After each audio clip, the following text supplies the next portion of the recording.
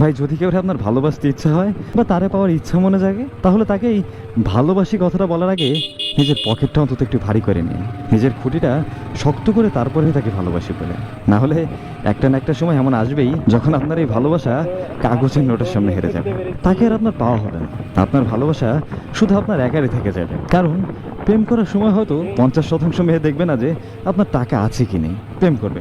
যখন পূর্ণতার প্রসঙ্গ আসবে তখন হয়তো 5% মেয়ে দেখবে না যে আপনার টাকা আছে কি নেই। আর বিয়ের 5-6 মাস পরে হয়তো 1% মেয়ে যে কিনা এটা দেখতে চাইবে না যে আপনার কাছে টাকা এখনো আছে কি নেই। তাকে তার ফ্যামিলি বা আশেপাশের মানুষ যে যাই বলুক না কেন, আপনি তাকে যেভাবে রাখেন না কেন, সে শুধু আপনাকে নিজের করে পাওয়াটাকেই তার জীবনের সব থেকে বড় পাওয়া এবং সব থেকে বড় খুশি মনে করবে।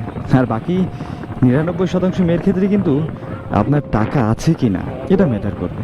এখন আপনিই ভাবেন আপনার পছন্দের মানুষটা কি ওই 1%-এর ভিতরে থাকবে? তো যদি শিওর থাকেন তাহলে ঠিক আছে, টাকার পেছনে ছোটার দরকার নেই, তার পেছনে ছুটুন। আর যদি কিঞ্চিত পরিমাণও না সন্দেহ থাকে, তাহলে ভাই দেরি না করে তাকে পাওয়ার জন্য হলেও না তার পেছনে না ছুটে টাকার পেছনে ছুটুন। আপনার পাওয়ার সম্ভাবনা 99% থাকবে।